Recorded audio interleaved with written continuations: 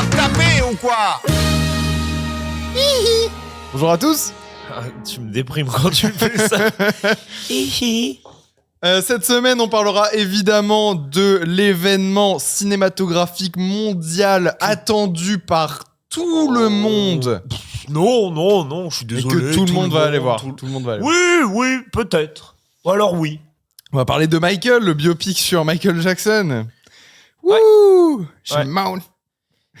Il le dit pas dans le film. Il dit pas Shimon? Il dit... Pour ceux qui écoutent en podcast, Tom va bien. Il est pas en souffrance en tout cas. Non, il fait pas chamon. Shimon, C'est quoi le mot? C'est quoi le mot? Shamon, Vous allez dire S-H-A-M-O-N-E. Ah ah. Bonne question. Mais heureusement, on a vu d'autres films cette semaine pour rattraper ça. Après, on spoil pas, mais c'était vraiment pas bien. Ouais, je sais pas, ça se trouve, on a adoré. Moi, je crois pas. Mais peut-être. Mais moi, faut savoir en tout cas que je suis un immense fan de la musique de Michael Jackson et Ouais, mais absolument. Clo-Clo, toi, c'est le côté pédophile qui t'intéresse. Je crois que chez c'est les- ça mon problème.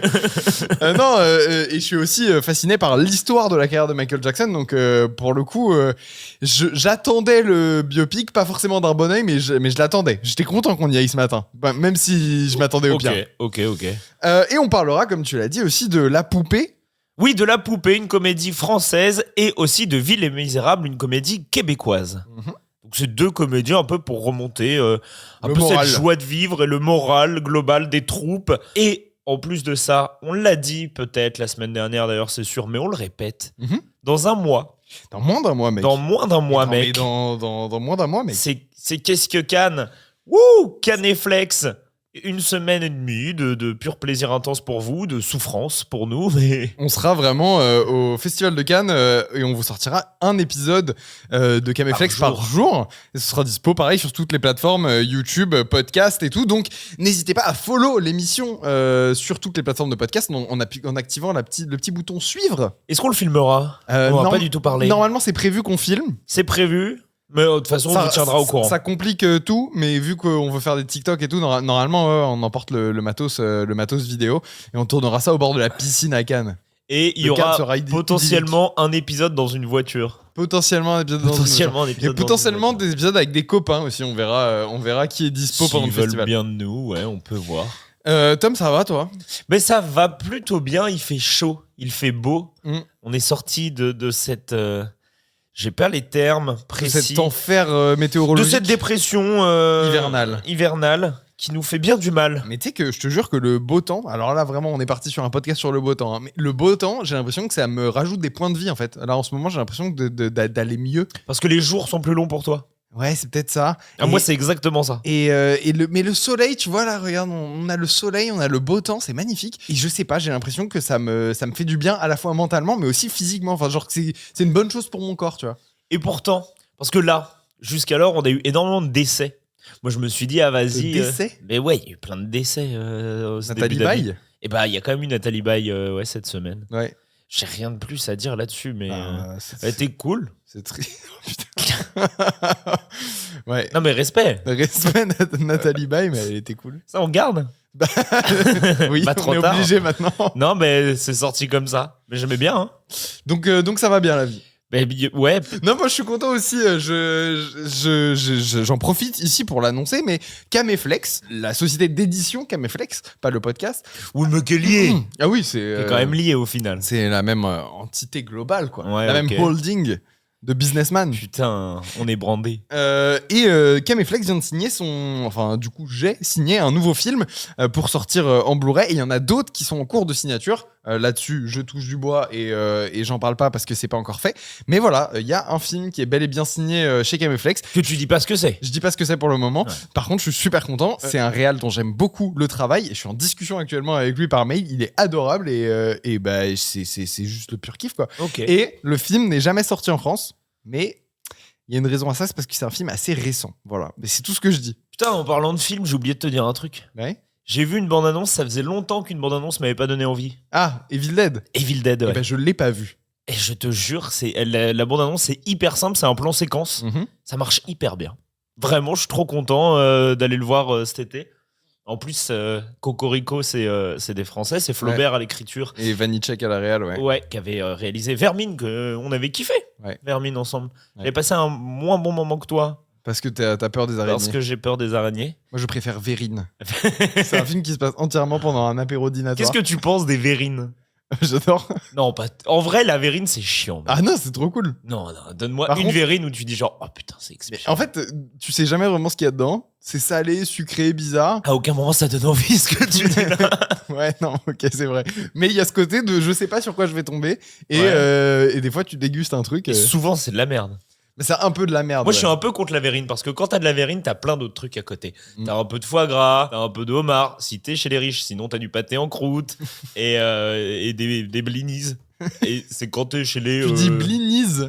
Tu dis quoi, toi? Blinis. Mais Bah, je nique sais ta pas. mère. Non, mais je sais pas si c'est la bonne. Blinis? Avec un Z. Ouais, mais ça donne le truc un peu excitant, tiens. Blinis. Passe-moi un blinis. Bon, on parle de film ou quoi? Allez, on va parler de.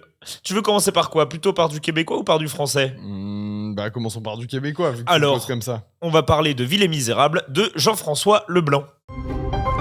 J'ai des grands projets pour toi, Lucien. Je vais agrandir la librairie. C'est pour ça que... Non, non, non, que non. je t'ai engagé un assistant. Moi, c'est Daniel. Mon ami cherche un livre, j'y ai dit que vous étiez le meilleur. Il y a un médecin, puis... Poussière sur la ville. André Langevin, 1953. Ouais, c'est ça! Ville et Misérable, c'est l'adaptation d'une bande dessinée que je n'ai pas lue, que je ne connais pas. Et Voilà. ça se sent. Ça se sent. Ça se sent bien. Bah, pas dans le mauvais sens hein, quand Ouais. je dis ça. Mais tu sens que c'est une bande dessinée à la base. Et tu sens qu'il y a tout un univers derrière aussi que le film essaye de te faire découvrir. De ouf. De quoi ça parle? On suit un démon qui tient une librairie et on est dans un monde qui est très semblable au nôtre, hein, à part quelques points qui changent, comme notamment les librairies font librairie et concessionnaire automobile. Et elle cartonne d'ailleurs. Et elle cartonne cette librairie. Et il y a des démons aussi. Et il y a des démons. Il y a quelques changements assez absurdes, Mhm. mais sinon on est dans le vrai monde véritable. Et ce démon-là, il va embaucher un. Enfin, Ah, il l'embauche pas. Non, il n'embauche pas. Il se retrouve assigné à former un mec qui sort de l'école des libraires. Voilà. Et l'entente va être difficile. Qu'est-ce que t'en as pensé? Qu'est-ce que t'attendais? Qu'est-ce que t'es... Déjà, un petit shout-out au distributeur que moi j'aime beaucoup.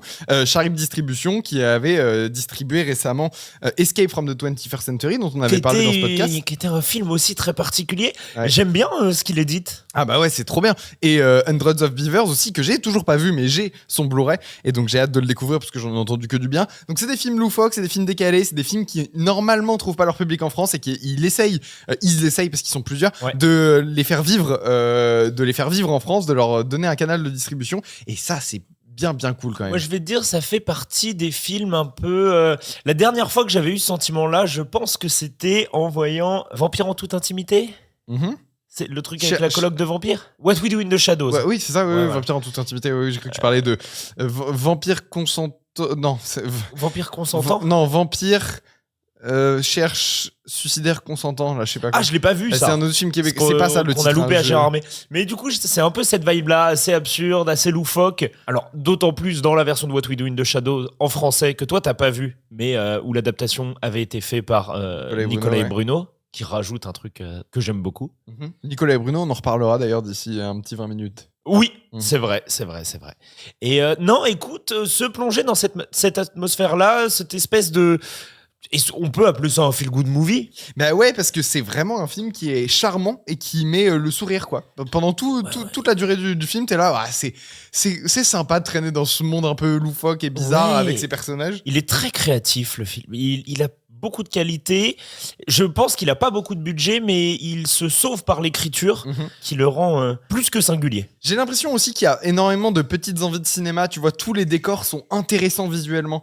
On va pas tourner dans des bureaux un peu moches, un peu vides et pas intéressants. On le voit aussi dans les bâtiments qu'il va filmer. Il y a toujours un petit brin d'architecture intéressant. Tu sens que au repérage, ils se sont un peu cassé le cul pour trouver le décor qui va passer et qui va être intéressant à la caméra. Genre, tu vois, par exemple, cette librairie qui est en arc de cercle, qui a dû être, à mon avis, Complètement, construite ouais. pour le décor. Mais c'est une belle intuition de mise en scène. Mais Ça même la rend des plans librairie est plus- magnifique. Ouais, c'est ça, Il y a voilà. un vrai travail de décoration derrière qui a souligné, t'as raison. C'est une comédie qui est assez spéciale parce que souvent quand on dit on va voir une comédie, on s'attend à rire absolument aux éclats tout le temps. Ouais. Je trouve, et c'est très personnel quand je dis ça, que c'est pas ce genre de comédie.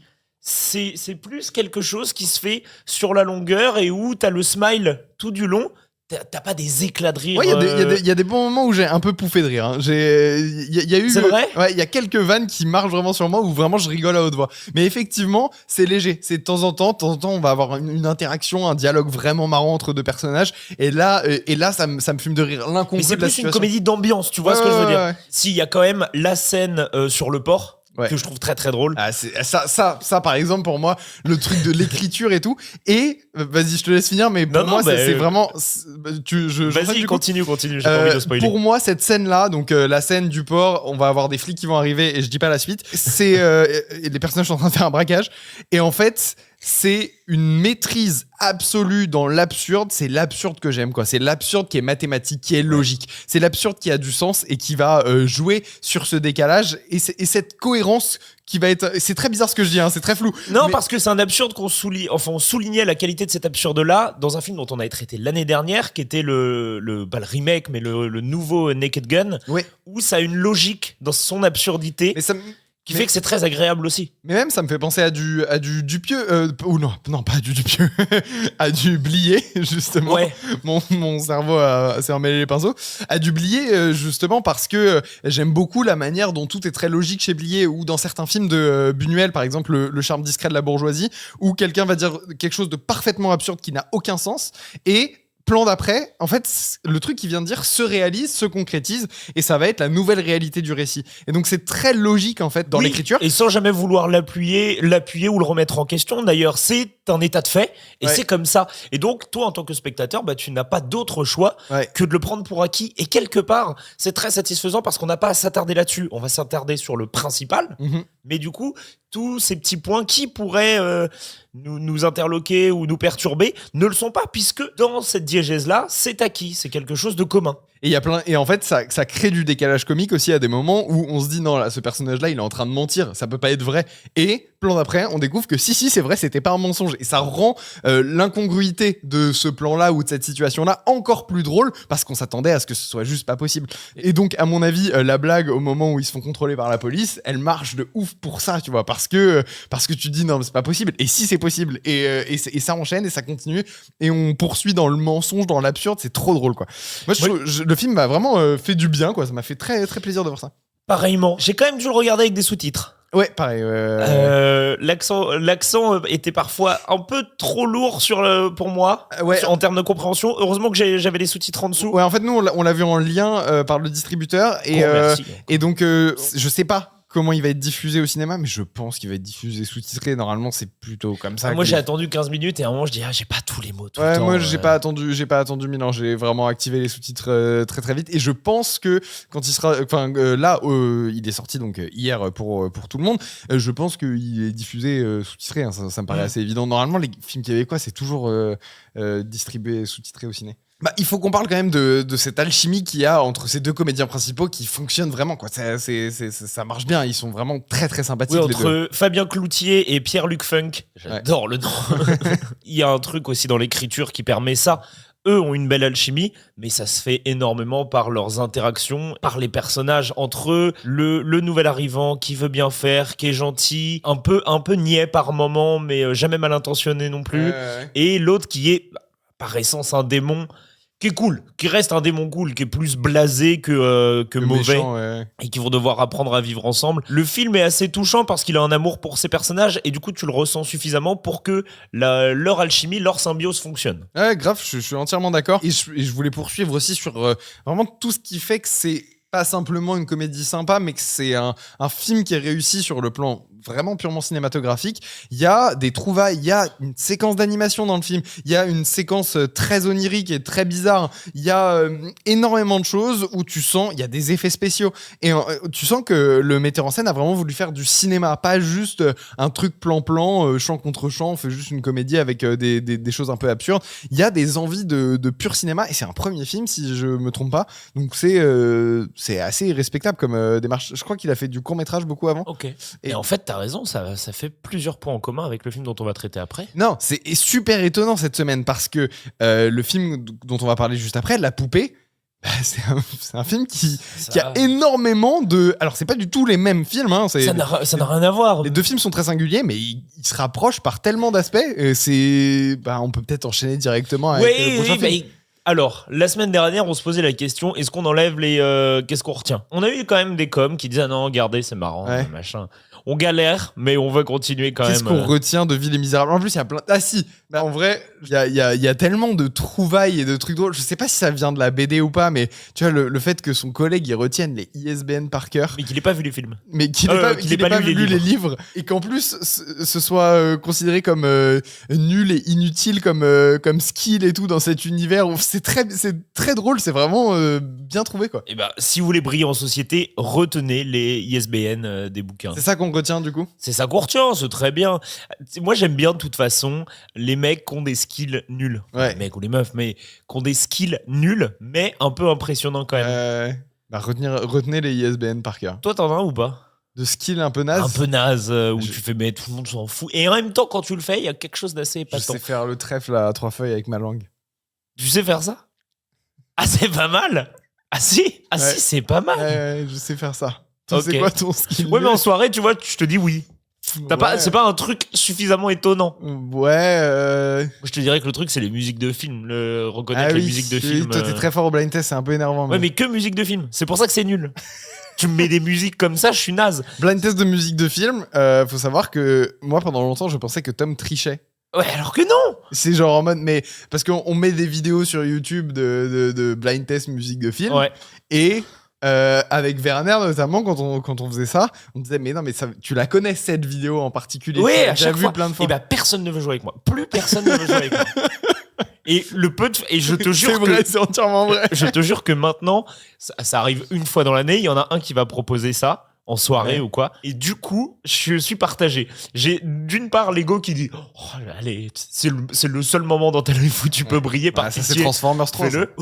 Ou alors, je sais même pas le titre des films en entier parfois. Je dis juste. Parce que tu me dis Transformers 3, c'est quoi le sous-titre de Transformers 3 ? La face cachée de la Lune. Putain, c'est ça mon truc. C'est ça ton truc en fait. Mais oui, je suis partagé entre le fait de dézinguer tout le monde ou de dire non, mais c'est d'y aller mollo. Et comme ça, les gens pensent pas que je triche. Lui, je le sais, mais je le dis pas. Ouais. Bon, ok, c'est la nuit au musée de...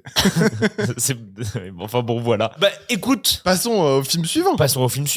On va parler d'un premier film aussi, à savoir La Poupée de Sophie Beaulieu. Enfin voilà, ma poupée s'est réveillée. Bon, vous pouvez pas rester ici. Hein. Pourquoi ? Je suis exactement la même, mais en vrai. Non, mais ne m'approchez pas. Bonjour, mon amour. On se calme, hein, on se connaît. Enfin, ça va très vite, quoi. Au fait, Rémi, il y a ta femme qui a appelé. Je vais vous décevoir, j'ai rien à raconter. Bah oui, je sais. Nous, on allait le voir en avant-première mardi soir au Hall. Toi, comme moi, on ne savait mais rien de ce qu'on allait voir. Moi, je me suis fait piquer par des punaises de lit, je crois. Ah oui, toi, tu t'es... Ben, pas moi, c'est bizarre, hein. Ouais. On était assis côte à côte, quand même. Ah ouais, mais ça me grattait bien. T'as peut-être le sang sucré. Ouais. C'est comme les moustiques. Ouais. Ça, c'est... T'es au courant de ça ? Ça, c'est faux, ça. Hein. Je crois vraiment que c'est faux. Hein. Bah, alors, tu sais, en soirée, ouais. Mets-toi à côté du mec le plus bourré, en été, tu vois, et regarde si c'est lui qui se fait piquer. Ah ouais ? Bah... Mais pourquoi, quand on était à Frame, c'était Bastien qui se faisait dévorer par tous les moustiques ? Bah... Alors qu'on était largement plus sous que lui. Il était complètement sous, à chaque fois. Il est sucré, le type. Le bouillet sucré. Oui, donc, qu'est-ce qu'on disait ? Je sais plus. Donc oui, on est allé voir, ne sachant pas ce qu'on allait voir. Et moi, je te propose de te lancer directement parce que, en fait, avant la projection du film, il y a l'équipe du film qui vient faire coucou. Alors, on a le droit aux milliards de remerciements, ce qui est normal, ça fait partie du jeu. Ouais, mais c'était mignon en plus. Oui, franchement, ils avaient l'air tous hyper sincères et heureux de montrer leur film. En général, si jamais vous avez peut-être pas l'occasion d'aller voir un film où il y a l'équipe qui vient pour la projection. C'est très sur Paris. Après, très sur Paris. Beaucoup de films français font des tournées quand même dans toute la France, donc ouais. Sachez que s'ils viennent juste avant et pas après, avant ce sera beaucoup des remerciements. Ils diront que le film est super et que ça a été difficile à faire et tout ça. Donc, mais ça fait partie du jeu de ce truc-là. Inutile. Par contre, non, c'est pas vrai, toute l'équipe du film a dépeint celui-ci comme extrêmement tendre, très drôle, avec un gag toutes les minutes et avec des personnages hauts en couleur. Et un super scénario. Ouais. Et là, tu te dis, est-ce que la promesse va être tenue ? Ouais. Parce que là, vous nous vendez quelque chose qui... Enfin, on peut très vite être déçu. Tu vois, quand on te survend quelque chose, c'est pour ça qu'il faut jamais survendre d'ailleurs, tu peux très vite tomber de haut. Surtout que nous, la poupée, à la base, on y va parce que ça nous faut être tente très pas. franc par défaut parce que Michael. Ouais, c'est ça. Mais en fait, ça nous tente tente pas de ouf, quoi. Genre l'affiche, etc. Nous, on connaît rien du sujet. Hein, Après, il y a Vincent McCain, il y a Cécile de France. Ouais, non, mais pourquoi pas. Mais c'est juste que l'affiche, je connais même pas le sujet. Ouais, je suis pas fan de l'affiche non plus. Ah non, elle est pas très bien. L'affiche est pas géniale. Bref, on y va comme ça. On sait même pas de quoi le film va parler. Et donc, il y a cette promesse-là. Et ben, moi, j'ai envie de te dire promesse tenue. Ce qui est fou, hein. Ouais. Parce que en général, les promesses comme ça, tu fais, oui, bon, vous en faites un peu des caisses parce que vous êtes content et c'est bien normal. Et là, c'est une très bonne surprise. Ouais, franchement, la poupée m'a tué de rire. C'est hyper marrant. Mais je m'attendais pas du tout à ça. Et le gag toutes les minutes, c'est 100% vrai. Vous rigolez vraiment toutes les 45 secondes, 1 minute 20 maximum. Le pitch est très simple. C'est un quadragénaire, quinquagénaire même, qui vit seul, qui est un peu déprimé et qui a une poupée sexuelle qui un jour va prendre vie. C'est ça. C'est un peu le Weird Science 2.0, quoi. Ouais, dans le Jura. Dans le Jura. Et avec rien d'électronique. C'est surprenant comme pitch.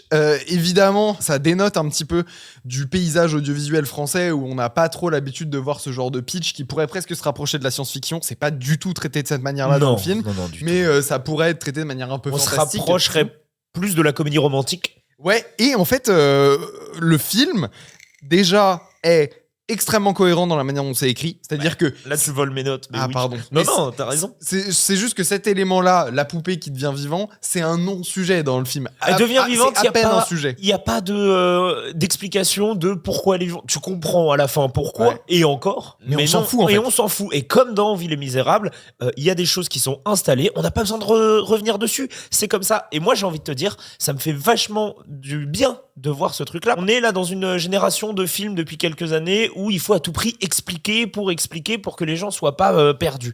Alors que on avait bien vu dans le passé que ça posait pas de problème. Voilà, on t'installe ça, on n'a pas besoin de t'expliquer par A plus B. Tu vois, c'est un peu l'anti-Nolan dans l'écriture. Ouais, grave.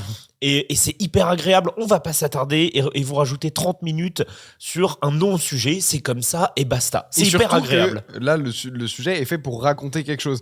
Et tu l'as pas mentionné, mais avant la séance, il y a la productrice qui a dit que c'était un film qui était, je sais plus sa phrase exacte, mais qui avait une morale qui était pas trop appuyée et qui était pas trop, je sais plus exactement ce qu'elle disait, mais que voilà, ça racontait quelque chose, ça avait un message, mais que c'était pas un message trop lourd. Et là, je me suis dit, oula, j'ai peur du truc avec des gros sabots, justement, qui va être pas subtil du tout. Et effectivement, c'est un film qui va donc parler de la condition de la femme avec cette poupée qui devient vivante. Ouais. Ça va être la condition de la femme, comment on dit, de la ménagère, quoi.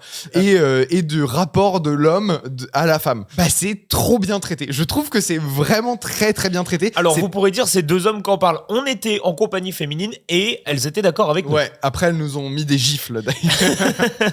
Non, le sujet est vraiment très bien traité. Et ce qui m'étonne, c'est la tendresse avec laquelle elle traite ce sujet, parce que elle leur en met dans la gueule aux hommes. Il n'y a pas un seul personnage masculin de ce film qui est dépeint de manière positive. En tout cas, ils sont tous dépeints de manière très négative. C'est très drôle. Et malgré tout, on sent qu'elle les aime et qu'elle les aime dans tout ce qu'ils ont de ridicule, d'un peu pathétique, d'un peu minable. Moi, je vais te dire, il y a une grosse tendresse pour chacun des personnages au global. Et notamment le personnage de Vincent McCain, donc cette espèce de quinquagénaire un peu paumé qui a sa poupée sexuelle. Très, très loser. En fait, très loser, il pourrait très vite être détestable. Mm-hmm. Et pourtant, avec quelques scènes, elle arrive à te le rendre attendrissant, touchant et tout ça. Et donc, il n'y a aucun personnage pour lequel tu as de la haine ou du mépris ou tu vas être fâché de ce personnage-là. Non. Tu sens qu'elle les regarde avec tendresse, ces personnages. Exactement. Et il n'y a aucun personnage qui est unidimensionnel. Et ça, c'est hyper agréable. Vraiment, peut-être le personnage du père, mais enfin, on est vraiment sur des personnages... les personnages secondaires un peu, mais... Oui, mais qui sont là sur une scène ou deux qui servent un propos plus qu'autre chose. On s'en fout, on n'a pas besoin de les développer. Et c'est un film qui m'a beaucoup rappelé Vie les Misérables. C'est très drôle que ça tombe la même semaine. On est vraiment sur deux univers loufoques, barrés. L'un un peu plus barré que l'autre. Hein. Vie les Misérables part un peu plus dans tous les sens que la poupée. Mais avec cette même vibe feel good, cette cet amour pour ces personnages et cette tendresse dans la mise en scène, dans l'humour, dans la drôlerie. Je trouve les deux films vraiment très marrants. La poupée m'a vraiment fait beaucoup rigoler à haute voix. Donc, moi, j'ai plus ri devant La poupée et je suis assez admiratif quand même d'un truc. Je vous dis pas que c'est le grand film de l'année ou quoi que ce soit. J'ai passé un très bon moment. Je trouve que pour un premier film, c'est franchement bravo. Il y a quand même des gags qui ont été trouvés où je me suis dit putain, c'est pas du réchauffé quoi. T'as réussi à creuser pour trouver des trucs mais qui me surprennent. Beaucoup de gags d'ailleurs. Hein, mais qui me surprennent vraiment. Ouais, et c'est pour ça que ça fait rire d'ailleurs. C'est ouais, complètement. C'est l'incongru. On va pas vous spoiler des vannes. Je pense que tout l'intérêt d'aller voir le film, c'est. Il y en a qui me font me chier dessus de rire. C'est laquelle toi qui t'a. Il y a le truc de la brosse à chiottes, c'est très marrant. Oui. Il dit ça sert à nettoyer les chiottes. Hein. Mais je vous spoil pas la punchline. Ah putain, mais il y en a genre une bonne dizaine qui m'ont fait éclater de rire quoi.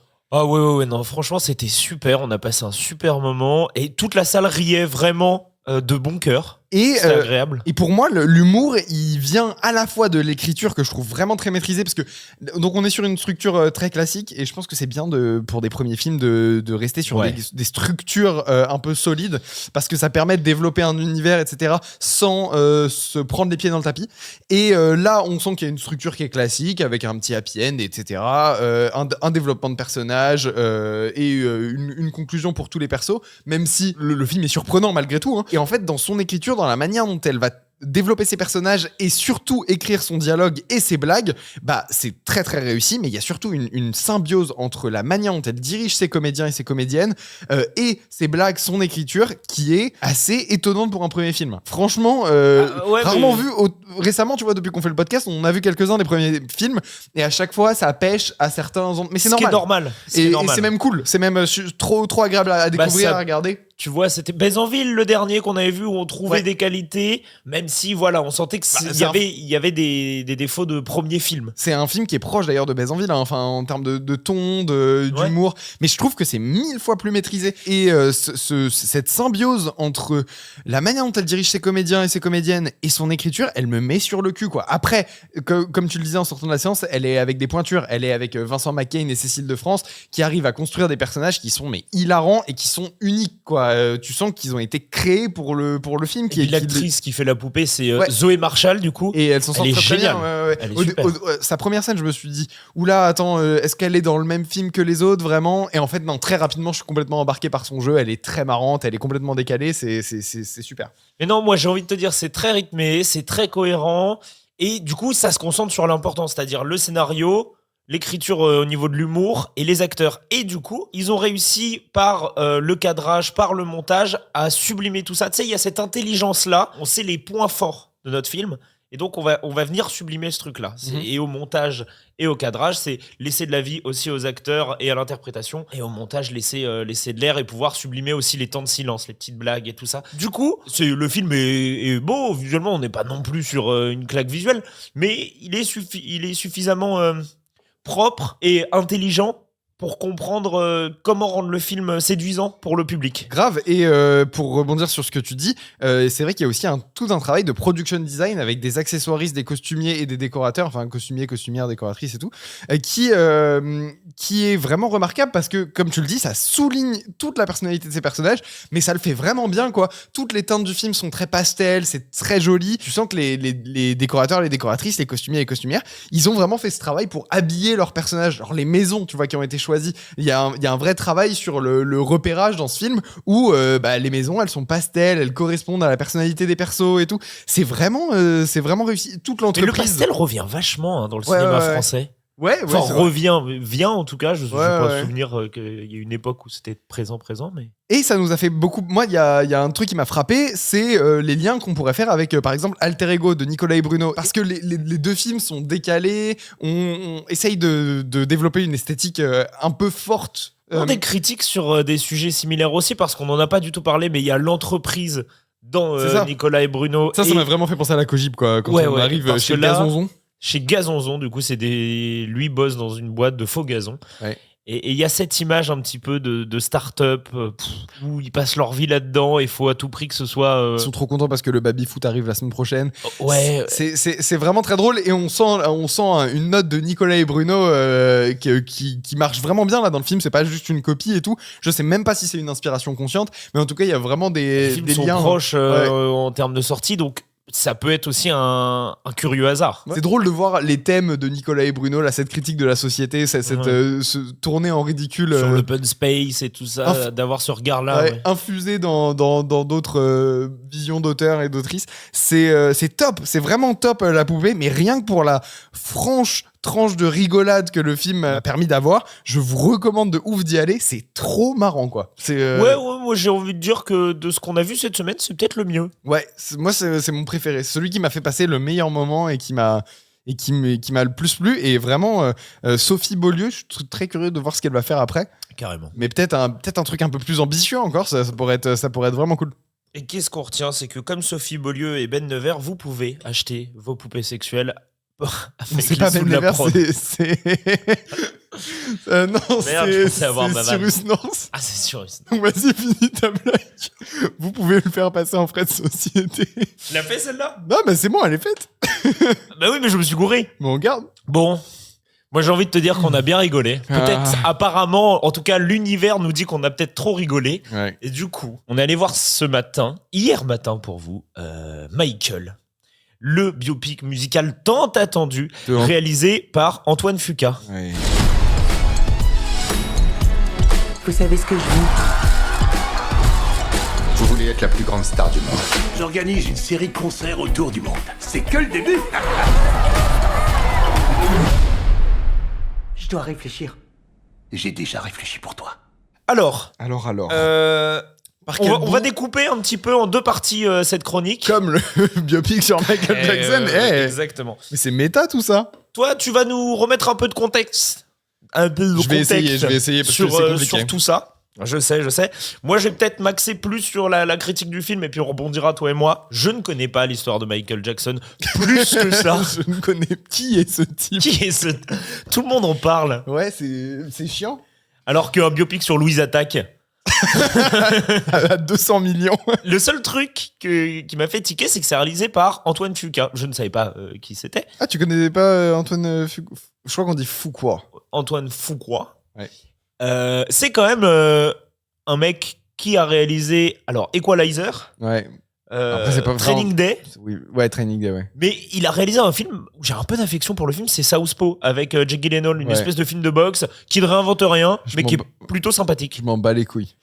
Je ne savais pas qui était ce type, j'ai dit ah mais attends, c'est pas non plus un mec qui sort de nulle part, parce que là on parle d'un film à très très gros budget où c'est cadré dans tous les sens. En général, tu prends pas non plus un mec qui a eu plusieurs succès avant, t'essayes de prendre un... Bohemian Rhapsody était réalisé par Bryan Singer et qui a son palmarès le fait d'avoir des affaires absolument... C'est un peu le X-Men de la musique, le Queen. Ouais, c'est ça, c'est pour ça qu'ils l'ont pris. Non, il a son palmarès effectivement d'avoir des affaires absolument atroces d'agression sexuelle au cul. Non, t'as raison, je dis une connerie complète. De quoi, pourquoi? Parce que c'est pas vrai du tout, mais le seul truc que je veux dire, c'est est-ce que du coup il réussit à mettre une patte en tant que réalisateur? On ne sait pas. Mais je te laisse un petit peu te lancer sur qui est Michael Jackson. Michael Jackson, né en je sais pas quelle année. Je vais peut-être parler du biopic et vous en avez sûrement entendu beaucoup parler sur les réseaux sociaux, mais ça fait environ 3 ans que je suis l'arrivée de ce biopic de très très près. Dès qu'il y a une news, je me renseigne et je regarde. J'avais vu notamment les premiers leaks de scénario le scénario n'avait pas leaké, mais il y avait des personnes qui avaient rapporté dans la presse ce qui s'y déroulerait. Et ça, c'était il y a plus de 2 ans. Je suis allé revérifier tout à l'heure et c'était il y a plus de 2 ans. Ce projet, il est porté par Graham King, qui est l'excellent producteur de merde de Bohemian Rhapsody. Ah non! C'était pas bien, on le redit. Hein. On le redit très rapidement. Pourquoi c'est pas bien Bohemian Rhapsody? C'est moche, c'est monté avec le cul, c'est cadré avec le cul.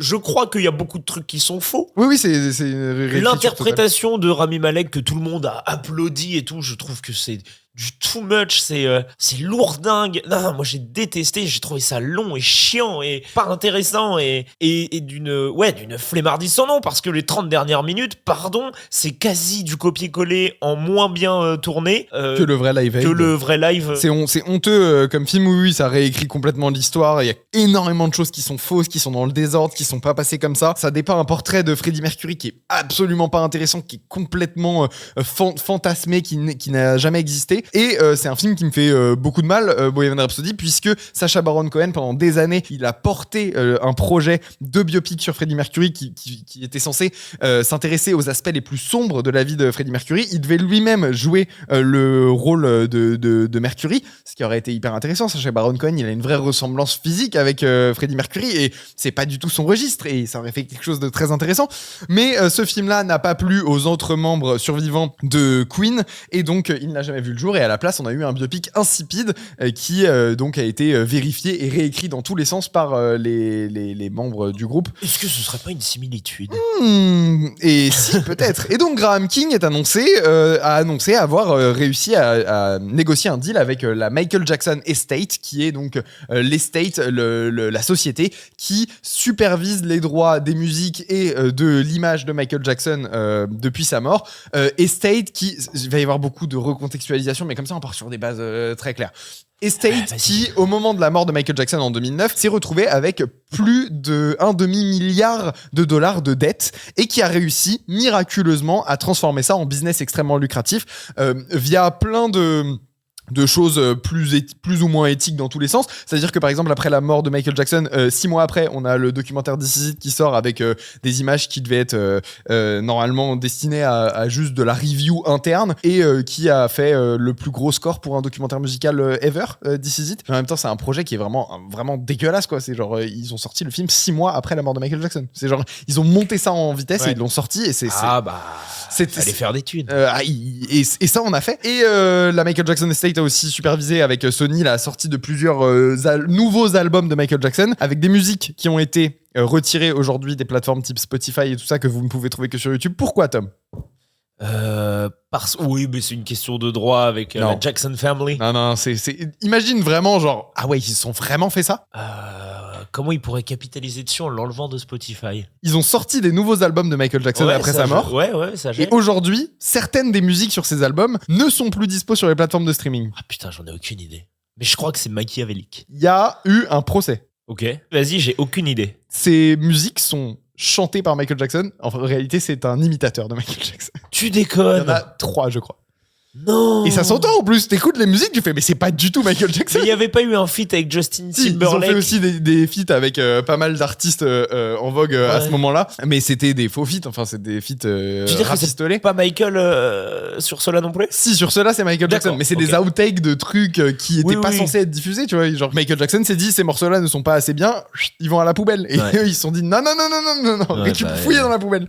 Et non, il y a des morceaux qui sont juste pas sortis pour d'autres raisons et tout ça.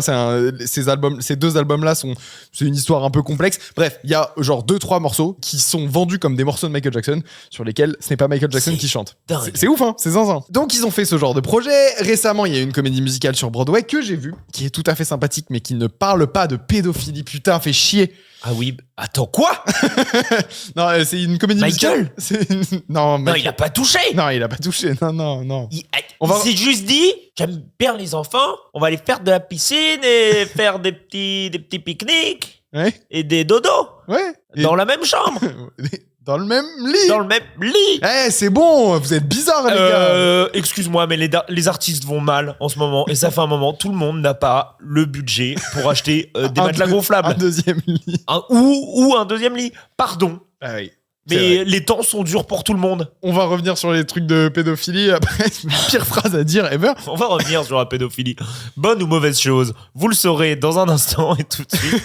Une page de publicité. La Michael Jackson Estate a donc réussi à faire beaucoup de thunes après la mort de Michael Jackson et à transformer un business qui était dans la mouise en un truc super lucratif. Quand Graham King, qui a fait presque le $1 milliard au box-office avec Bohemian Rhapsody, va les voir et il leur fait on pourrait pas faire le film sur le mec là.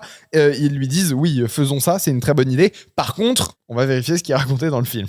Oui. C'est là que les choses deviennent un peu plus compliquées. Parce que pendant des années, le projet a été annoncé et Et la question qui était pendue à toutes les lèvres, c'est est-ce que le film va attaquer frontalement Est-ce qu'il a touché les histoires de pédophilie? C'est une question légitime, c'est quand même, ça fait partie de l'histoire de Michael Jackson, de la carrière et de la vie de Michael Jackson, ces histoires-là. Et ça paraît être une question extrêmement touchy, notamment depuis qu'en 2019, le documentaire Living Neverland a été diffusé à Sundance, puis diffusé sur HBO Max, et que ça a remis sur le devant de la scène ces accusations-là, avec James Safechuck et Wade Robson, qui affirment avoir été agressés par le chanteur, notamment dans les années 90, et ils décrivent la situation de grooming dans lequel ils auraient été avec l'artiste. D'accord. Il faut savoir que Wade Robson a par exemple témoigné en faveur de Michael Jackson lors de son procès en 2005, si je me gourre pas sur la date. Okay. C'est-à-dire que t'as un gamin qui a porté plainte contre Michael Jackson pour agression sexuelle, enfin sa famille a porté plainte, c'est la seule affaire qui est allée jusqu'au tribunal, affaire que Michael Jackson a gagné d'ailleurs, et il a gagné notamment grâce à des témoignages hyper appuyés de gamins qu'il a fréquentés, qui sont passés et qui ont témoigné et qui ont dit Michael Jackson ne m'a jamais touché. Et Wade Robson aujourd'hui il dit en fait à l'époque j'ai menti. C'est faux, j'ai vraiment été touché. James Safechuck aussi affirme la même chose. Et depuis la sortie de ce documentaire-là, les States, ils sont dans la merde. D'ailleurs, info que j'ai découvert aujourd'hui, la Michael Jackson Estate a réussi à faire supprimer le documentaire Living Neverland de HBO Max. Ah, ils sont forts. Hein. Ah ouais. Ouais. Et donc c'était le gros sujet qui était sur toutes les lèvres, qui était pendu à toutes les lèvres depuis des années. Est-ce que le film va parler de pédophilie? Je peux répondre? Vas-y. Ah, il s'arrête juste avant. Mais tu sais quoi? L'affaire dont tout le monde a parlé ces derniers temps, c'est que le film devait à la base s'arrêter vers 93. 93, c'est une date très importante pour Michael Jackson, puisqu'il est accusé pour la première fois publiquement par Jordan Chandler de pédophilie, affaire qui n'ira pas devant les tribunaux et qui sera résolue en dehors des tribunaux avec un accord à l'amiable. On l'imagine plusieurs millions de dollars, mais les chiffres n'ont jamais été communiqués officiellement. Et donc le film devait s'arrêter là. Mais tu sais que quand ils ont signé un accord à l'amiable, la famille de Jordan Chandler, ils ont inclus une clause dans le contrat. Ok. Et cette clause, c'est vous ne pourrez jamais, la Michael Jackson Estate, parler publiquement dans un projet qui fera de la thune de cette affaire-là. Donc vous ne pouvez pas l'inclure dans un film. La famille de la victime. La famille de la victime. Enfin, dans l'accord qui a été passé entre les States et la famille Chandler, c'est que cette affaire ne pouvait jamais être, grossièrement, inclus dans un film sur la vie de Michael Jackson. C'est pas la Michael Jackson Family Company Estate qui a dit ça? C'est un accord entre la famille de Jordan Chandler et la Michael Jackson Estate. Sauf que ça, ils avaient oublié l'estate de Michael Jackson. Ils avaient zappé. Ils s'en souvenaient pas. Donc... Mais attends, mais je comprends pas. Ça les arrange normalement de pas en parler puisqu'ils peuvent se faire du fric dessus. Oui, mais sauf que dans le film à 150 millions de patates, là, qui vient de sortir hier pour vous au cinéma, donc le film devait coûter 150 millions. Ils ont tourné l'intégralité du film et 3 mois plus tard, le film devait se terminer avec les accusations de Jordan Chandler. Ça devait être la fin du film. Et 3 mois après la fin du tournage, ils ont fait putain merde, on a fait une connerie. On n'a pas le droit de parler de ça. Ils ont dû rétro-pédaler, dépenser 50 millions de dollars supplémentaires pour retourner l'intégralité du dernier acte du film pour... ça n'a aucun sens. C'est dingue. C'est dingue. C'est pour ça que ça a eu 2 ans de retard. C'est pour ça que le film a pris 1 an de retard dans la gueule. Et il avait déjà pris du retard par rapport à sa date de sortie initiale. Okay. Donc le film arrive effectivement 2 ans après la première date de sortie qui avait été annoncée. Voilà où on en est avec ce biopic sur Michael. J'ai omis quelques détails. Par exemple, le fait que la fille de Michael Jackson, Paris Jackson, en septembre dernier, a dit que le film était une version idyllique et complètement très édulcorée et complètement fantasmée de la vie de Michael Jackson et que c'était un ramassis de mensonges. Voilà. Ce genre de joyeuseté. Et on se souvient aussi de certaines interviews de personnalités comme Coleman Domingo qui, depuis 3 semaines, ne fait plus aucune promo autour du film. Alors qu'il a hosté le SNL et qu'il est passé dans Hot Ones. Il a fait ces 2 trucs-là, et pas une seule fois il a mentionné que son nouveau film, Michael, sortait au cinéma.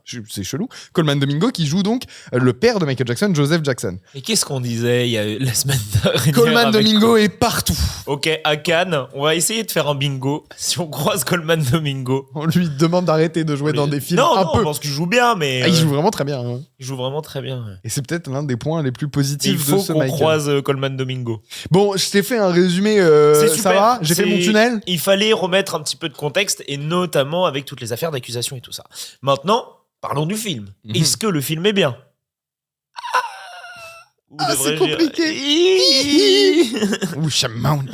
Le film dure 2h07. On l'a pas dit, mais du coup, le rôle phare est campé par son neveu, Jafar Jackson. Pardon, je te coupe, j'ai oublié de raconter le fait qu'ils ont tourné trop de trucs et ils savent pas s'ils font une suite. Ah oui, mais ça, on va en parler après. On en parlera après. Très bien.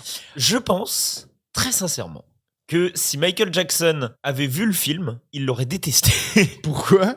Alors que le film est hyper tendre avec lui. Je pense qu'il n'aurait pas aimé le film. Ah, je suis pas du tout d'accord. Moi, je vais te dire, c'est un film qui est sans âme. Putain, c'est horrible. C'est un film qui est mercantile. Et je vais même plus loin. Quelque part, ce film a les mêmes envies que le père Jackson, qui dépeigne comme un immense salopard. C'est l'antagoniste du film, Joseph C'est Jackson. l'antagoniste. C'est une page Wikipédia. Ça se concentre absolument pas sur son personnage, mais sur sa carrière. Ça ne se concentre pas sur son art ou la façon dont il l'exprime. On va reparler de Off the Wall, qui est un moment qui est complètement zappé. La création de l'album Off the Wall, qui est mis en scène. On va en parler dans 2 secondes, mais c'est très et drôle. Basta. Ça n'a quasi aucune mise en scène. Les moments de concert sont extrêmement fades et décevants. Et long. Ce qui devrait être l'inverse, quand même. Donc, non, moi, je pense que ce film a été fait pour les mauvaises raisons. Il ne se concentre absolument pas sur les envies artistiques de Michael Jackson, sur la création de quoi que ce soit d'artistique.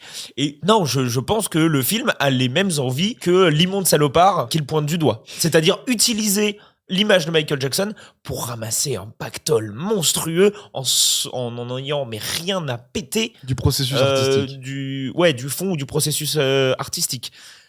Donc moi ça me pose un gros problème. Ouais, je suis globalement d'accord avec toi. Parlons de Off the Wall parce que en fait, je sais pas si t'es au courant, mais Spike Lee, il a fait 2 documentaires sur Michael Jackson, Bad 25, et le titre de son truc sur Off the Wall, c'est Il est à rallonge, c'est genre l'histoire de Michael Jackson de la Motown à Off the Wall. C'est ça, c'est genre comment il est passé des Jackson 5 à faire son premier album solo. Et c'est super intéressant. Ils sont super. Alors, il est très fan de Michael Jackson. Je pense que il pense que c'est un être humain formidable et qu'il a jamais touché. Mais peu importe, ces deux documentaires-là qui doivent durer 2h30 chacun, sont absolument fascinants. Et le point de vue de Spike Lee dans ces 2 films-là, ça va être de vraiment parler du processus artistique. On va avoir tous les producteurs, tous les ingé-sons qui ont bossé sur les albums, et tu vas avoir des interviews hyper longues, hyper dense, hyper détaillé sur la manière dont il produisait de la musique, qu'est-ce qui l'inspirait, comment il a créé son son.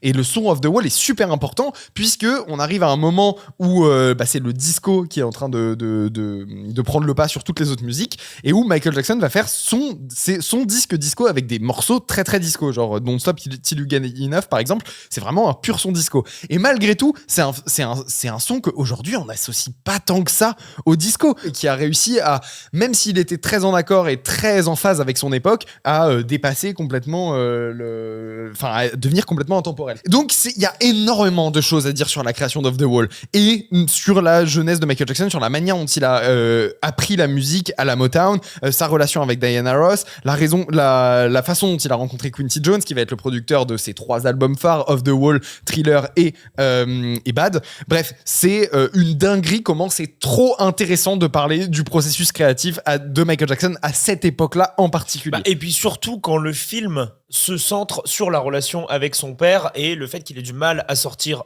et des Jackson 5 et de l'emprise de son père. Ça Donc c'est un moment qui est clé. Ouais. Et pourtant, ce moment est bâclé en 1 minute, dure moins de temps que des choses assez inutiles. Ouais. Moi, ce qui m'a frappé, c'est que au moment où Michael Jackson dans le film va enregistrer son premier album solo, juste avant, il échange avec son lama. Il parle avec son lama et il lui dit « Oh, je suis vraiment très content d'aller enregistrer mon album solo ». Et ensuite, il se dirige vers la voiture de son garde du corps et il lui dit « Oh, je suis trop heureux d'aller au studio enregistrer mon album solo ». C'est un peu Mickey. T'es entre Mickey et Michael. Ça marche. Ouais, carrément. Donc, il y a cette scène-là qui doit durer, je sais pas, 1 minute 30. On arrive au studio, claquement de doigts, Off the Wall est créé.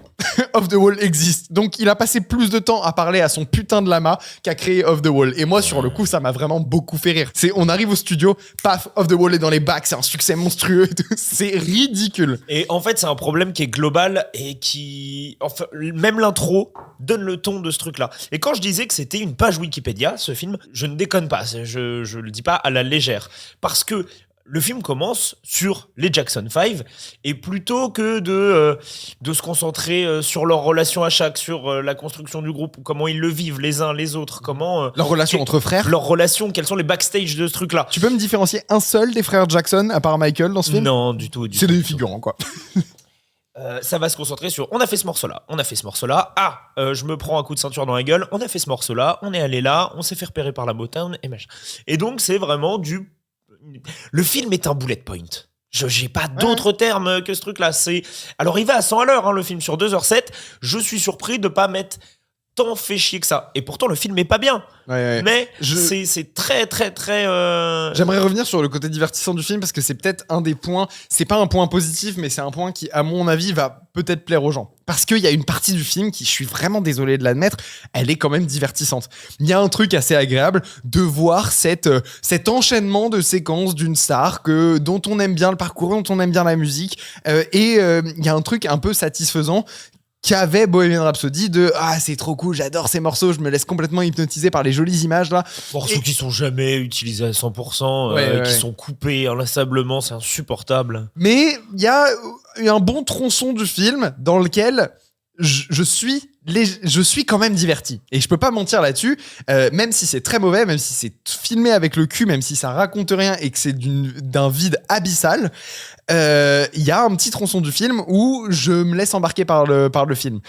Et je pense que ça va marcher sur le public pour cette raison-là. C'est que peut-être que les attentes du public, elles sont très très basses. Et que du moment que tu mets des musiques sympas, 2-3 flashs lumineux et des séquences un peu rigolotes et mémorables dans ton film, ça fera le taf pour la grande majorité du grand public. Ça a les mêmes défauts que Bohemian Rhapsody. Vous voulez que je vous dise, à un moment avec Nicolas, sur 30 secondes, on a compté le nombre de plans d'un truc sur la fin. Il y a 20 coupes.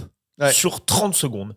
C'est dégueulasse. Et il y a aucune idée de mise en scène, c'est-à-dire c'est même pas de cadrage particulier. Non, mais c'est ça, on parle même pas de cadrage originaux ou de manière de raconter l'histoire par l'image, etc. Non, on n'est pas du tout là-dedans. C'est qu'il ne sait pas comment filmer son film. Et c'est quand même fou quand tu parles d'un mec qui essayait d'être expérimental. Ouais, et qui était aussi très très fan de cinéma et qui a travaillé avec des grands réalisateurs. C'est pour ça que je te dis, il aimerait pas ce film-là. Non, je pense je sais pas, parce que c'est vraiment à sa gloire. Et je vais t'expliquer dans 3 secondes pourquoi je pense qu'il aimerait bien ce film-là. Mais pour revenir sur la mise en scène, en fait, on sent vraiment que Antoine Fuqua, c'est un énorme yes man qui ne sait pas du tout ce qu'il fait avec son découpage. Et donc, qui va juste cadrer un maximum de plans différents, un peu iconisant son personnage. Tous les moments de danse vont être filmés sous toutes les coutures pour qu'au montage, on puisse mettre un peu de tout, quoi. En fait, tout ce qu'on a filmé, on va le mettre là-dedans. Hantise des monteurs. C'est vraiment la hantise. Et le film a un montage qui se rapproche vraiment de celui de Bohemian Rhapsody, puisque c'est le même monteur, figure-toi, monteur qui a eu un Oscar pour son petit caca qu'il avait fait avec le film sur Queen. Beaucoup disent qu'il a sauvé le film. Sur Bohemian Rhapsody. Ah ouais, mais c'est une catastrophe le montage de Bohemian Rhapsody. Mais il aurait sauvé le film. C'est justement, il y a un plan toutes les j'allais dire toutes les 20 secondes, pas du tout, il y a un plan toutes les secondes, voire il y a même plusieurs coupes en 1 seconde. Ouais, non mais entendons-nous, je suis d'accord. Et on est sur le même type de montage. Il y a un truc qui me choque, c'est que il faut qu'on revienne 3 secondes sur le processus artistique parce que c'est grave de bâcler ça à ce point. La relation avec Berry Gordy, c'est clairement le moment du film où je me dis c'est trop intéressant ça. Et on a 2 micro-scènes où il va commencer à lui expliquer comment fonctionne le studio de musique, c'est quoi l'EQ et tout. Et un moment où il va lui dire Michael, dans ce business-là, tout le monde ment, il faut toujours mentir. Et il lui dit de mentir sur son âge quand il est enfant. C'est des scènes qui, pour moi, sont les plus intéressantes du film. C'est là où je me dis il y avait tellement un truc à creuser, mais faites-moi 15 minutes là-dessus, au lieu de me raconter cette page Wikipédia fade et insipide. Il y a aussi un autre point qui, moi, me dérange beaucoup, et le film ne se concentre pas du tout là-dessus, parce que tu te dis, ok, tu veux pas t'intéresser à l'artistique. Bon, c'est fou, mais passons. Intéresse-toi peut-être à la psyché de ton personnage, du mec que tu dépeins, parce que c'est quand même un gamin et un mec qui n'a jamais grandi, maltraité chez lui, et dès qu'il sort de chez lui, il est considéré comme un dieu et tout le monde lui dit oui. Ouais. Il y a quelque chose à creuser quand même. Psychologiquement, il y a quelque chose à faire de ça. Tu veux que je te dise, moi je pense que... C'est pas fait, c'est juste des plans de réaction de « je suis un peu triste, je suis un peu heureux, je ne sais pas quoi faire ». Et tu veux que je te dise, je pense que Michael Jackson est le personnage, l'être humain, qui mérite le plus un biopic tellement c'est un personnage complexe et dont personne n'a eu la vie. C'est ça qui est intéressant avec Michael Jackson, c'est que personne sur Terre, au monde, dans l'histoire, n'a eu la vie de Michael Jackson. Alors que les artistes qui découvrent la gloire, qui se tapent de la drogue et qui vivent la vie de rock and roller, ça se dit pas, de rocker, il y en a des centaines. Et donc les biopics insipides qui sont tous des copier-coller les uns des autres, je comprends pour ces artistes-là. Pour Michael Jackson, l'artiste dont la vie ne ressemble vraiment à aucune autre, il ne mérite pas ce traitement-là. Et je dis pas ça du tout en défendant l'humain, hein, parce que je pense qu'il a commis vraiment des atrocités. Moi, je suis convaincu que c'est un pédophile. À un moment, faut arrêter les conneries. Vous êtes des fanatiques, les gens qui pensaient que Michael Jackson n'a pas touché de gamin. Quel homme de 40 ans dort avec des enfants, avec un système de sécurité dans le couloir, avec une alarme qui sonne dès que quelqu'un s'approche de sa chambre? Qui fait ça? Quel être humain normal qui ne viole pas des enfants fait ça? Personne. Je pense que Michael Jackson est probablement le sujet qui pourrait être le plus intéressant pour un biopic musical ever. Un truc de 4 heures, complètement ouf, où on plonge au tréfonds dans les tréfonds de sa psyché malade et de sa bizarrerie et de son génie artistique, mais de tous ses travers, de toutes ces... Parce que là, il n'y a aucun travers de dépeint. Là, il n'y a aucun travers de dépeint. Et en plus, on l'a peut-être pas dit, mais donc oui, personne n'a eu la vie de Michael Jackson. Et depuis Michael Jackson, n'a jamais réexisté une aussi immense star. Ouais. Il n'y a pas eu après Michael Jackson. Et même avant. On avait eu Elvis, on a eu les Beatles quand même. Ouais. Mais Michael Jackson. Rien au niveau de Michael Jackson. Hein. Elvis et les Beatles, c'est pas au niveau de Michael Jackson. Si, non, je te jure. Peut-être. J'ai pas les stats de ce truc-là. Mais quoi qu'il en soit, personne n'a jamais été au niveau après. Donc, il s'agit quand même d'un sacré morceau quand on entame un biopic là-dessus. Et on parle pas de vente d'albums ou de choses comme ça. On parle vraiment de statut de dieu vivant. Personne n'a jamais eu ce statut de dieu vivant dans l'histoire récente musicale. À part lui. Et le film se résume à une suite de micro-anecdotes dont tout le monde a déjà entendu parler. C'est vraiment, je comprends même pas que les fans de Michael Jackson prennent leur pied là devant ça. Enfin, si, je comprends parce que du coup, ils sont contents, c'est représenté sur grand écran, il y a du budget, ça pète dans tous les sens. Mais c'est des trucs que tout le monde sait, quoi.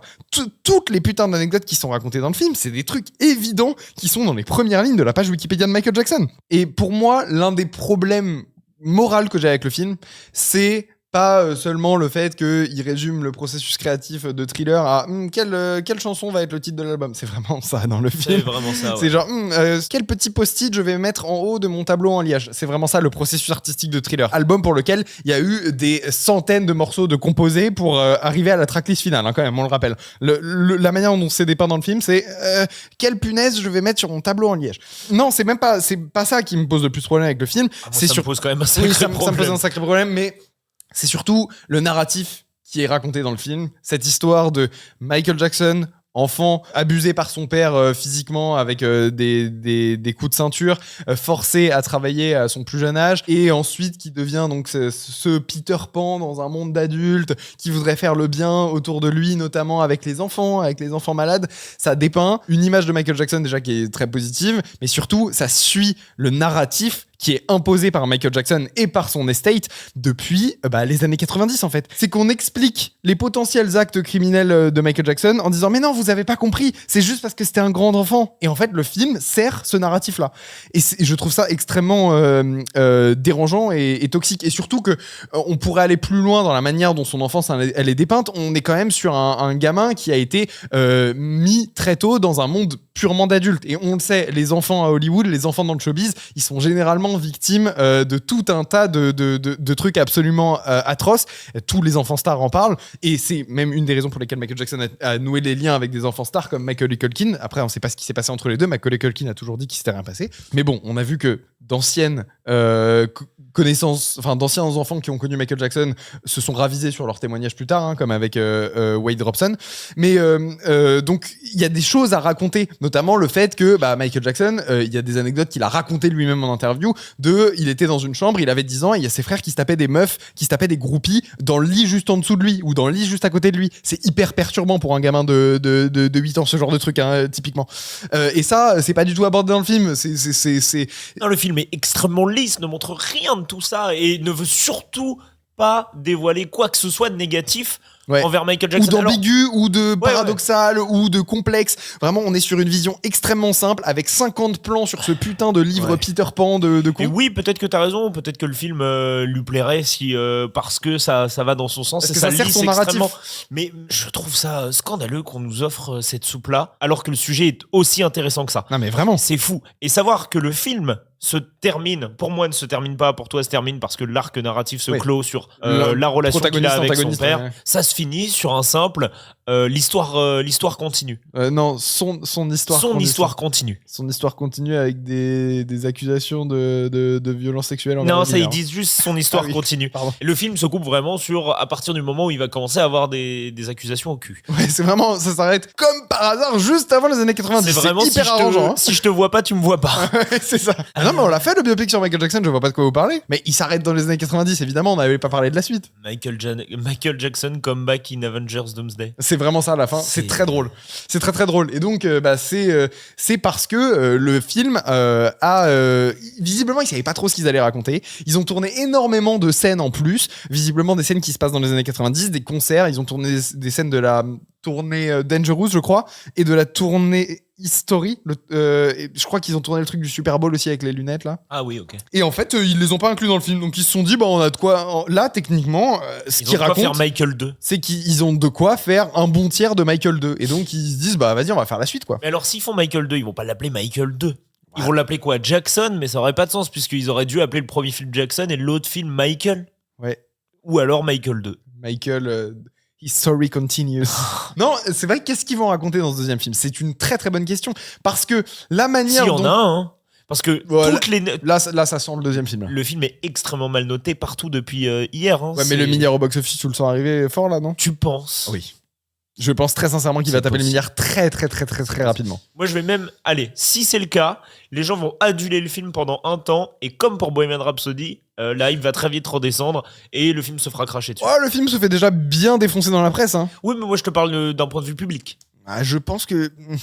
Je sais pas si... Sur Letterboxd, il est noté 3,5. Hein. Ouais, mais c'est les fans, c'est les fans qui l'ont vu en avant-première. Parce que là, sur Letterboxd, il y a que 15 000 vues pour le moment sur Michael. Il y a très peu de vues sur le film, parce que le film est à peine sorti dans... Je crois qu'on est un des premiers pays à l'avoir.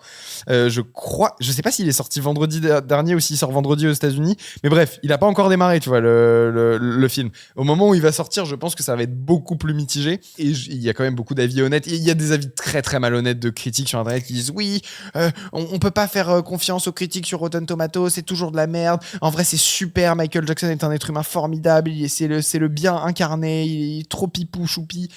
Non. Et donc, qu'est-ce qu'ils vont raconter dans ce deuxième film ? Rien, pas plus non, mais que là, hein. Ça fait peur parce que la manière dont ces histoires, son lien avec les enfants est set-up dans ce premier film, il y a qu'une seule voie vers le deuxième film. Ouais, c'est de réfuter les accusations. Les accusations, ouais.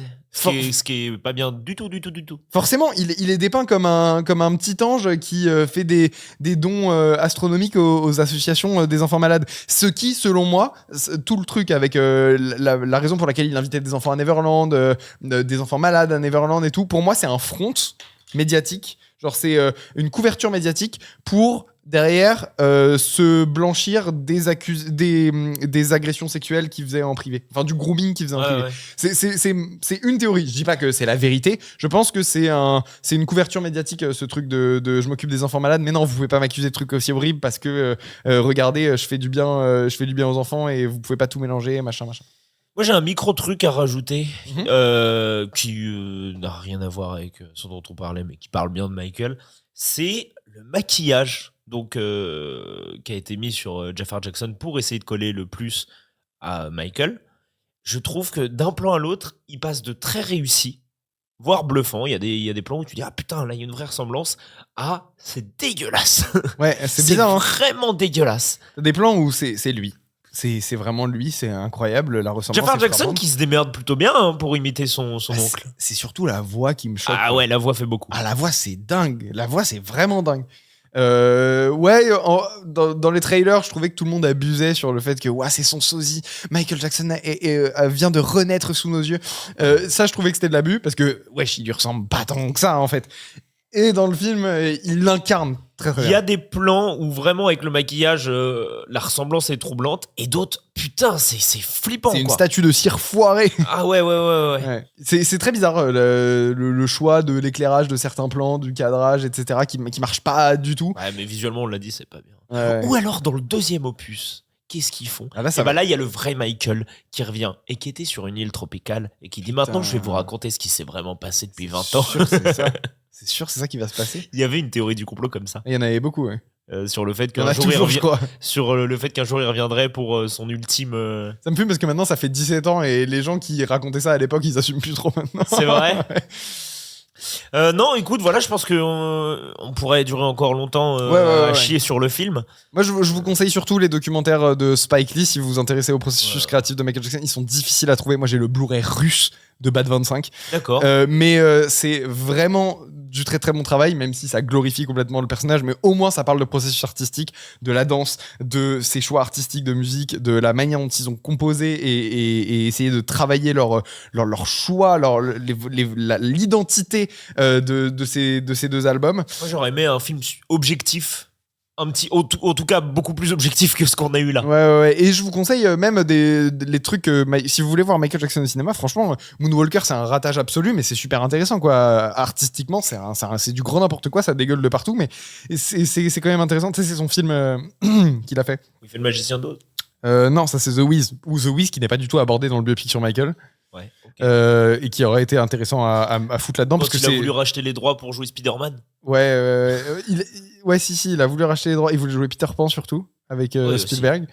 Mais au cinéma, voilà, moi je conseille vraiment Living Neverland que je trouve bien, même si le film est controversé parce qu'il y a plein de gens qui disent ouais c'est des menteurs et tout. Vous n'avez pas de cœur, les gens qui disent ça vraiment. C'est pendant 2 heures, les mecs ils se mettent à nu et ils racontent les pires atrocités de ce qu'ils ont subi quand ils étaient gamins.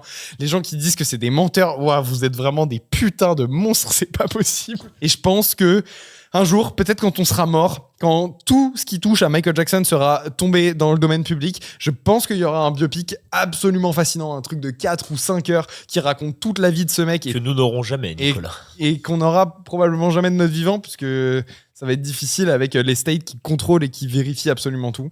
Voilà, mais ne perdez pas. Allez voir La Poupée, s'il vous plaît. Ouais, c'est quand même allez vachement voir mieux. d'autres trucs. Allez voir. On sait que vous irez voir Michael par curiosité. On sait que vous irez le voir. Comme nous, hein, quelque part.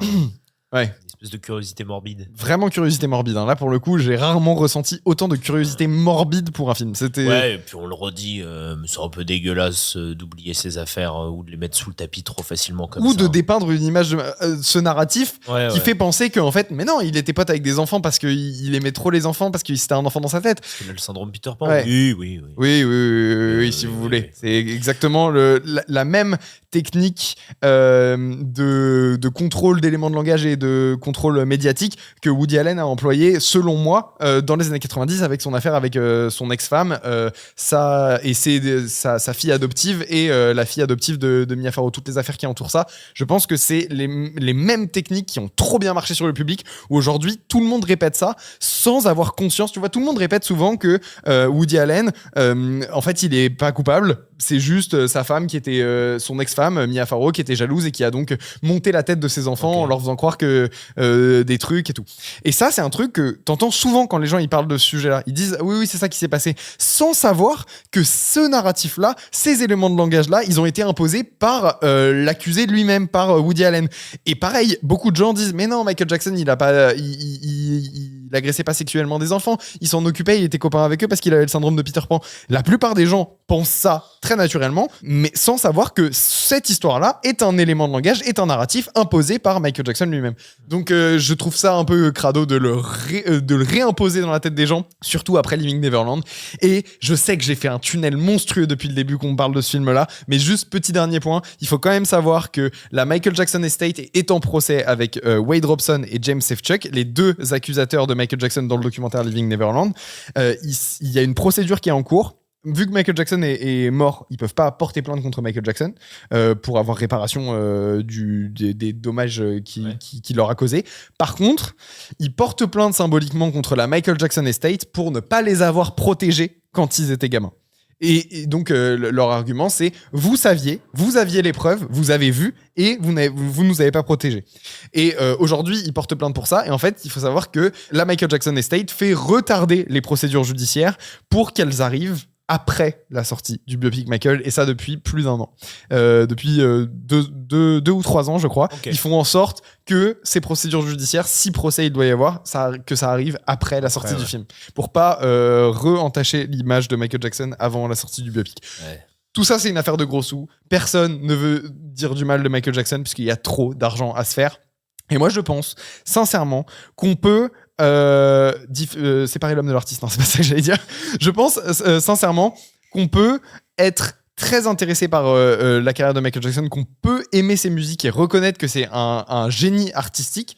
Je suis en tunnel total, Tom, il faut me stopper, mais Stop-toi. Mais je trouve que c'est dommage que le film d'ailleurs le montre que comme un performeur en effaçant toute cette partie création artistique. Ouais. On a juste l'impression que c'est une image, c'est une coquille vide de Michael Jackson, alors qu'en réalité artistiquement c'est vraiment quelqu'un qui avait quelque chose à proposer. Donc je pense que on peut être fasciné par cet aspect-là du type et avoir les yeux en face des trous et reconnaître aussi que un homme de 40 ans qui dort à répétition avec des enfants et qui a tout un système de sécurité, un mec chez qui on a retrouvé de la pornographie sur laquelle il y avait des empreintes digitales des enfants qu'il fréquentait. Je pense que ce genre de personnes-là, on peut aussi accepter que c'était des criminels, des personnes avec des grosses failles et des troubles qui étaient visibles. Ça se voyait, Michael Jackson qu'il était fou, ça se voyait physiquement qu'il était fou.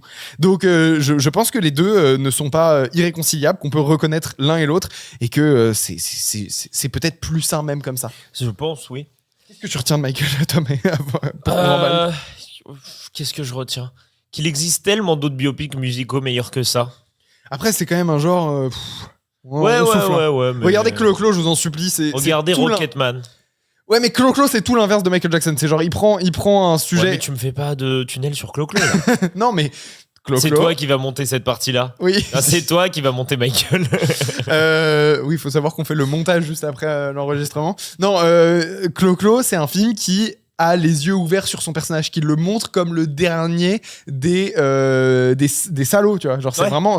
Ouais, du souvenir que j'ai, c'est un peu. C'est une merde dans le film. Et c'est ça qui est intéressant avec le film. C'est de concilier la vision idéalisée qu'on a eue d'un artiste et de comprendre en quoi il était humain. Et c'est par ses travers. Et quand les travers, ils sont aussi gros que ceux de Michael Jackson, c'est difficile de les passer sous le tapis. Et ben voilà. Voilà. On l'a fait, on l'a vu. Ouais. C'était pas une mince affaire. Ouais. T'as vu, ça nous a vidé un peu d'un coup. Ouais, je suis désolé à toi et désolé aux auditeurs d'avoir fait mon tunnel. Les gens sont là hein, pour ça. J'espère que j'ai pas trop tunnelisé. Dites-le moi dans les commentaires si c'était insupportable. C'était c'est ok, j'accepterai. Écoute, le film a décidé de passer sous silence ce truc-là. Kameflex a décidé de le remettre en avant. Et par contre, on va avoir énormément de commentaires sous les TikTok et tout, de gens qui vont faire vous êtes fous, Michael Jackson était un ange et tout. Tu le sais hein, qu'on va avoir ça. Je pense qu'on va recevoir une chier de merde. Ouais. Parce que il suffit de dire du mal de Mario maintenant pour se prendre une chier de merde. Ouais. Donc je pense que Michael, on va se faire taper sur les doigts. C'est vraiment touchy. Je comprends pas d'ailleurs pourquoi les gens sont pas ouvrent pas plus les yeux là-dessus, parce que tu vois, moi-même je suis trop fan de sa musique et je suis fasciné par son œuvre et sa carrière, mais à un moment faut ouvrir les yeux quoi, genre les gars. Bref, c'est l'outro là. C'est là. Les gars, les filles, on vous fait des bisous. On vous fait des bisous, on vous dit à la semaine prochaine. La semaine prochaine, on va être en mode Boss Lady parce qu'on va voir Le Diable s'habille en Prada 2. Ouais, c'est vrai, il y a ça. Il faut que je voie le 1. Il y a aussi le film d'horreur avec Adam Scott. Ouais. Et d'autres trucs. On se retrouve la semaine prochaine. On vous fait des bisous. Effectivement, et puis si vous ennuyez de nous, écoutez un autre épisode de film que vous aviez pas vu, donc vous avez attendu d'écouter. C'est une bonne idée ça. Ouais, faites-le. Il y en a plein, je suis sûr que vous avez pas écouté parce que vous aviez vu aucun film, et là maintenant que l'épisode est sorti il y a un mois et demi, en fait vous vous rendez compte que sur 3 films vous en avez vu 2, donc c'est le moment d'aller écouter l'épisode. Carrément, voilà, nous on vous fait des bisous et on vous dit à la semaine prochaine. Des bises, ciao. Vous êtes complètement tapés ou quoi?